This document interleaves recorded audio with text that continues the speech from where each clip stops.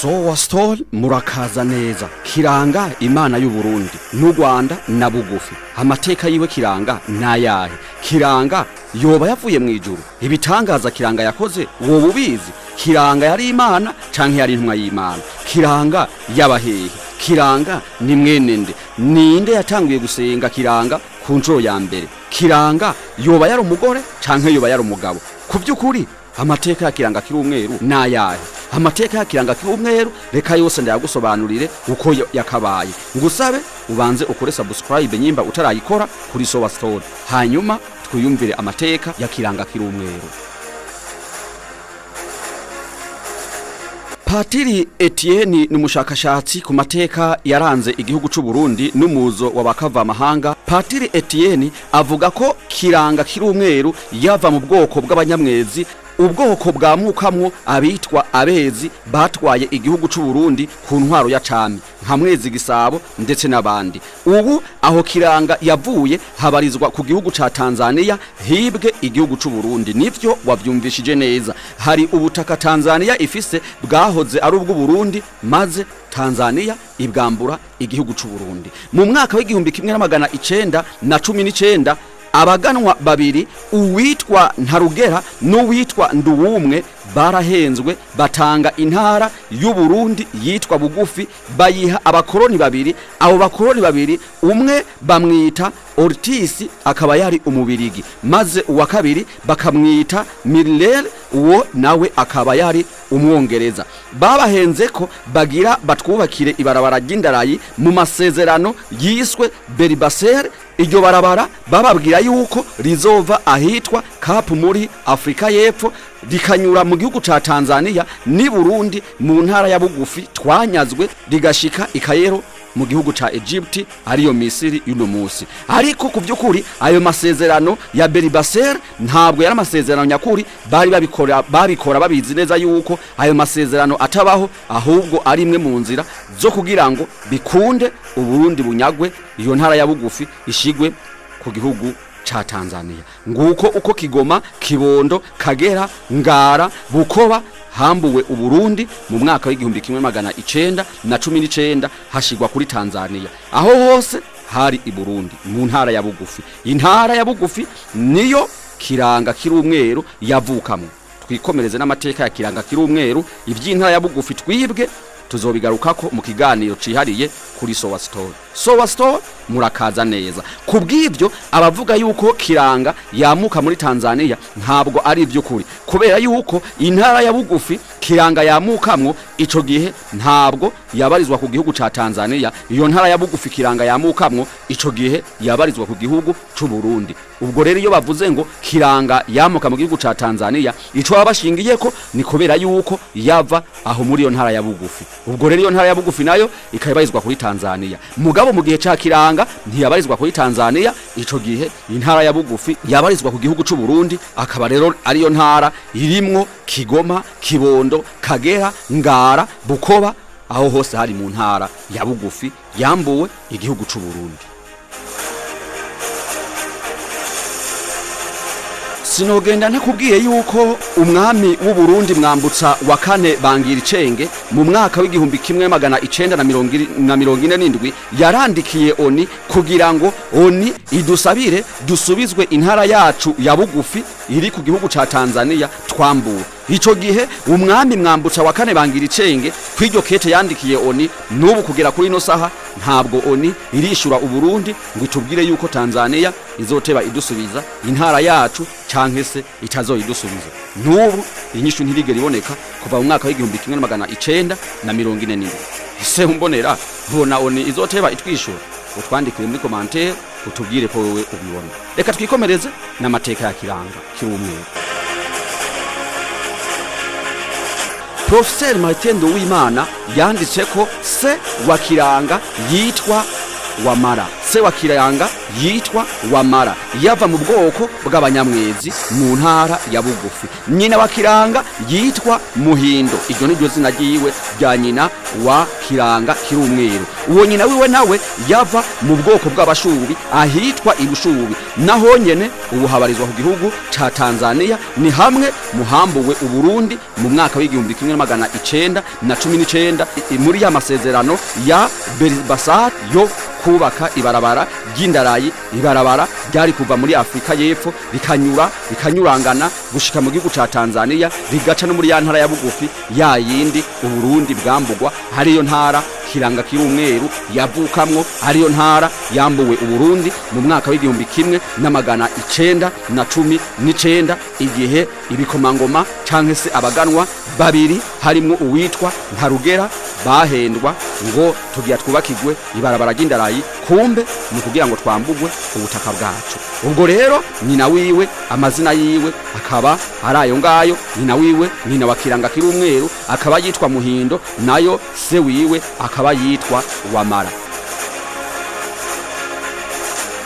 Kubw'ivyo rero nkakubwira neza yuko kiranga ni mwene Wamara na Muhindo. Kera hari abizera yuko kiranga kiri umweru yakorotse ava mu ijuru akorokera ku musozi bita Ngara muri komine Kayokwe intara ya Mwaro.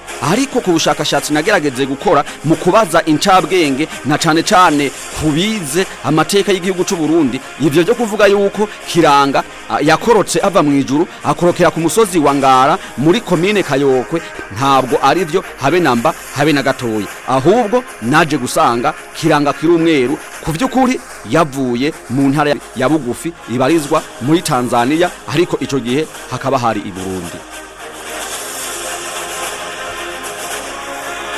Hari umugani w'ikirundi uvuga uti inzira za Bugufi zamaze abatwa. Hari intara y'u Burundi twumvise yitwa Bugufi. Uyu mugani uhuri hehe n'iyi ntara ya Bugufi? Hari habaye iki kugira ngo bavuge ngo inzira za Bugufi zamaze abatwa? Navyo nzobisigura. Kora sabone kugira ngo ninda bisigura navyo nyene bize bigushikire maze ubibone mu bandi. Unafyondera iki nyimba ukunda ibyo dukora. Hama twikomereze n'amateka ya kiranga kiri umweru. Professeur Martin Uwimana umushakashatsi kubirabana n'amateka y'igihugu c'u Burundi avuga ko kiranga yari umupfumu adasanzwe, umupfumu karahabutaka.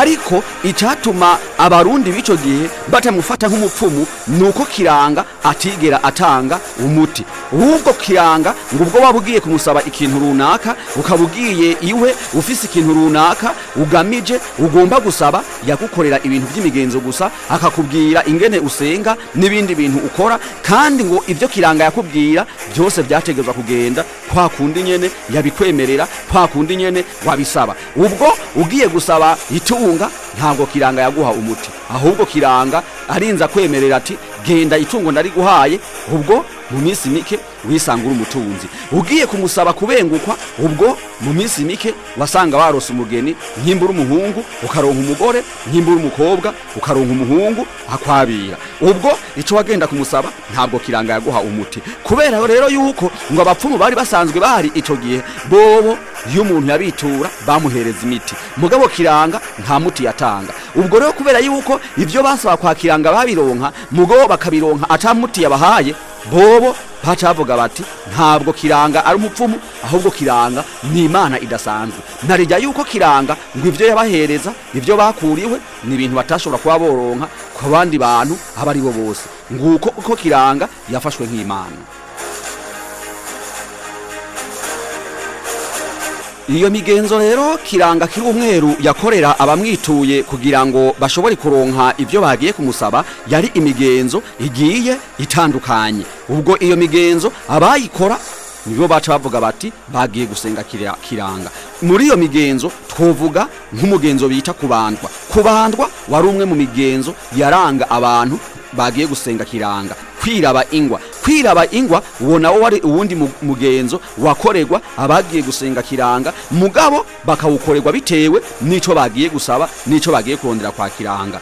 harimwo n'umugenzo ugira gatatu uwo bita gushikana. Uwo bita gushikana kwari nko gutanga imperezwa, ishikanwa, gutanga impene, inka n'ibindi mu gushima. Uwo mugenzo bawita gushikana. Hariho n'uwo bita isangira. Uwo bita isangira umunyoko twashoboye kuvugana nawe ari mu bantu bakoze uwo mugenzo, maze nawe yatubwiye yuko yari inzoga yengerwa kwa Kiranga, maze Kiranga akayihereza abantu bagiye iwe. Maze uwundi mugenzo bugira gatanu wari umugenzo bita icotero. Ico cotero nawo wari uwundi mugenzo wakogwa kwa Kiranga. Kimwe n'indi migenzo rero igiye itandukanye. Buri umwe muri iyo migenzo waba kubandwa, waba kwiraba ingwa, gushikana, isangira, icotero, iyo migenzo yose kugira ngo ikogwe vyategwa n'icakujanye, bigategwa n'igihe wagiriyeko. Aho niho hacagurwa umugenzo wewe uza gukorerwa canke se uza gukora mu gihe uza kwa wamaze gushika kwa Kiranga kiri umwero.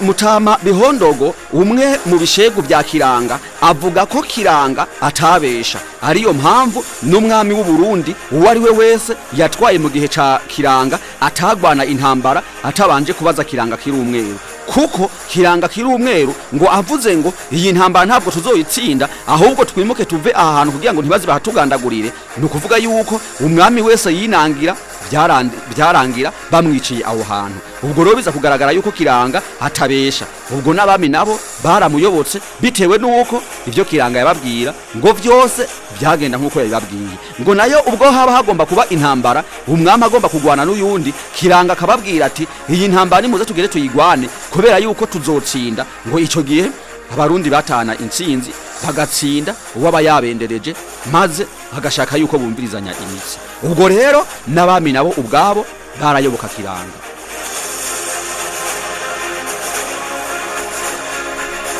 Ubwo rero kwa Kiranga habarizwa abo bita ibishegu. Ivyo bishegu rero bakaba ari abantu bari bafise inshingano runaka bakora kwa Kiranga. Buri mukozi wese yakora kwa Kiranga uwo bamwita igishegu. Mugabo inshingano zabo zigatandukana.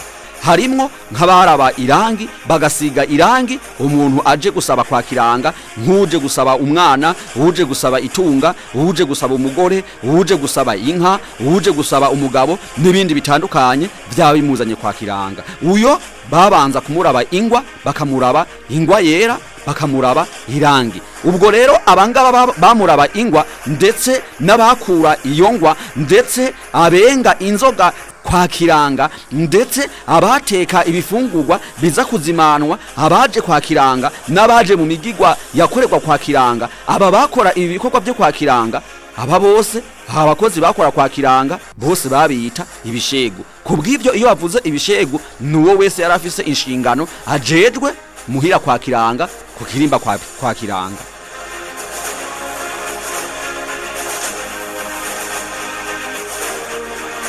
Ubwo rero kugira ngo watigwe mwibanga ry'ibishegu vya Kiranga bakwatira mu buryo budasanzwe, ku buryo bw'uko mu kwatigwa mwibanga ry'ibishegu vya Kiranga bakugaburira ivyo kurya bakabiguhera ku ngasiro, maze nawe ukabirisha umunwa. Aho watiwe mwibanga ry'ibishegu vya Kiranga. Nuko mu kukwatira baguhera ivyo kurya ku ngasiro maze ukabirisha umunwa. Ubwo ukinjira mu bishegu vya Kiranga. Nayo Patiri Adriano Ntabona avuga ko uriko arabandwa bamwita imbandwa. Nivyo wavyumvishije neza. Patiri Adriano Ntabona avuga ko uriko arabandwa bamwita imbandwa. Iryo niryo zina ryahabwa umuntu yagiye kubandwa kwa Kiranga kiri umwero. Ndetse uwatiwe mu kubandwa kwa Kiranga bamwita Nyankere. Uwarangije kubandwa bamwitwa Nyankere. Nkuko ubatijwe aca yitwa umukristo, uko niko nugiye gusenga Kiranga akarangiza gukora uwo mugenzo bita kubandwa baca bamwita Nyankere. Wa mushakashatsi ku mateka yaranze igihugu c'u Burundi Professeur Martin avuga yuko umukenyezi ari mu mihango atigera yegera ikirindiro ca kiranga maze nawe ngo agende kubandwa mu bandi. Ubwo bivuze ngo mu basenga kiranga umukenyezi ari mu mihango nta urimo. Ndetse uyu mushakashatsi abandanya avuga yuko no kubizera mu myizerere ya Gikristo na cane cane abakoresha igitabo ca Bibiliya nabonyene ngo kizira yuko umukenyezi ari mu mihango akora ibikorwa vy'Imana. Ivyo bikagaragara no muri Bibiliya nyene mu gitabo c'Abalewi ikigabane ca 15 ku murongo wa 19 aho hihaniza ko umukenyezi canke se umukobwa ari mu mihango atagomba kuja ahera h'Imana ngo asenge canke ibintu bitagatifu abe yoshobora kubikorako. Ubwo ndetse no kubafise imyizerere ya Kisilamu umukenyezi ari mu mihango kirazira yuko asenga. Kuriwe isengesho si itegeko nta nuko avyemerewe, ahubwo abanza guhagarika amasengesho akazosenga hari uko avuye mu mihango yiwe. Ubwo rero nabo kwa kiranga uyu muprofeseri Martin akaba umushakashatsi ku mateka y'u Burundi avuga yuko cazira kikaziririzwa yuko umuntu ashobora kugira gute ashobora kuja gusenga kiranga akabandwa ari mu mihango yiwe mu gihe ari umukenyezi. Ivyo carazira kikaziririzwa.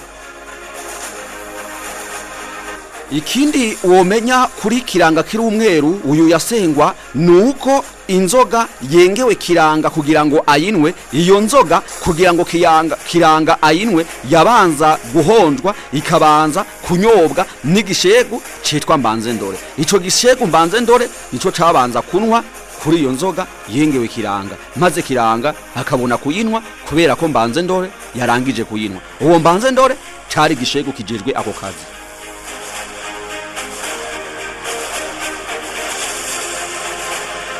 Nayo uwagenda kurondera imigisha kwa kiranga kiri umweru nukuvuga yuko hariho abantu bajejwe gutanga iyo migisha. Iyo migisha yatangwa n'ibishegu vya kiranga vy'abagore b'ibicambyaro. Aho bagore b'ibicambyaro nibo batanga imigisha kwa kiranga, nivyo bishegu vyari bifise izo nshingano. Nuko kugira ngo habwe izo nshingano zo gutanga umugisha kwa kiranga wategezwa kuba uri umukenyezi kandi w'igicambyaro. Patiri Adriano Ntabona avuga ko kwa kiranga atavyamwoko vyahabarizwa nta vyamwoko vyaharangwa. Abantu bose bagiye kubandwa kwa kiranga nukuvuga bagiye gusenga kiranga bose basengera hamwe, abami, abaganwa ndetse n'abantu basanzwe. Bose nta vyamwoko n'ivyubahiro vyabarizwa kwa kiranga. Kwa kiranga ngo abantu bose bayico kimwe nta vyamwoko vyahabarizwa. Ivyo bishikizwa na Patiri Adriano Ntabona. Ikindi kizwi nuko kiranga kiri umweru yaba mu ntara ya Mwaro y'uno musi. Ndetse kiranga kiri umweru ngubwo yaba ashaka koga yoga mu gasumo ka Mwaro. Aho niho kiranga kiri umweru yogera mu gihe yabakeneye koga. Aho rero kiranga kiri umweru yogera mu gasumo ka Mwaro nuno musi hariho abantu bafise imyizerere bizera yuko ayo mazi kiranga kiri umweru yoga yo mu gasumo ka Mwaro akura imyaku, ndetse bakava iyo bava bakagenda mu gasumo ka Mwaro hata kindi kintu kibajanye bagiye koga ngo kugira ngo bikure imyaku bikure imikoshi. Ukubera yuko kiranga kiri umweru ayo mazi yoga nta mazi matagatifu na mazi ahezagiye, ubwo bakayoga kugira ngo bikure imyaku bisunze yuko na kiranga kiri umweru nawe ubwiwe ariho yoga ngo yabari karikura imikoshi. None se kubyukuri imyaku imikoshi irabaho nkuko abagenda mu gasumo ka Mwaro aha hantu kiranga kiri umweru yoga yikurira imikoshi kugira ngo nabo imikoshi ibaveko? None kubyukuri iyo mikoshi nyene irabaho canke ntayibaho? Reka navyo nyene tuzobisobanure mu kiganiro cyo hanyuma. Ikindi rero womenya kuri kiranga kiri umweru nuko ngo kiranga kiri umweru yarafise imbandwa kazi zine. Nivyo wavyumvishije neza. Abakenyezi ba kiranga ntabwo babitwa abakenyezi, babita imbandwa kazi. Izo mbandwa kazi za kiranga ngo zari zine. Izo mbandwa kazi zine ngo ni nazo zamutegurira uburiri agomba kurarako. Izo mbandwa kazi uko ari zine, iya mbere muri izo mbandwa kazi bayita Muravura. Muravura yari umukenyezi wa mbere wa kiranga kiri umweru. nayo imbandwakazi igira kabiri bahayita muyobora. Muyobora yari imbandwakazi akaba umukenyezi wa kiranga kirumweru agira kabiri, nayo uwa gatatu bamwita Sumu, uwugira kane bakamwita Murava. Uwo Murava niwe yagira kane mu mbandwakazi za kiranga, niho bategura uburiri aryamako, kandi bose uko ari bane bakajyama ku buriri bumwe, baba izo mbandwakazi hamwe na kiranga bose yabarara hagati uko ari bane. Hari abanyamateka bemeza yuko kiranga kirumweru ariwe yavyaye Cambarantama, amuvyara ku mbandwakazi yiwe bita Muyobora. Uyu Muyobora nawe twamubonye yari imbandwakazi ya kiranga kirumweru igira kabiri. Harabavuga rero yuko umwami Cambarantama yaoba yavyawe n'uwo kiranga kirumweru kuri no mbandwakazi yiwe igira kabiri Muyobora. Aho ngaho mw'isumo rya Mwaro ngo akaba ariho yayongeye. Hari nayo mpamvu n'ubu harabagenda kwiyogerezayo kugira ngo bikure ya myaku, kubera yuko kiranga kirumweru, kubera ko iyo mana y'u Burundi basenga mu vyiswe kubandwa, iyo mana ariho yayongeye.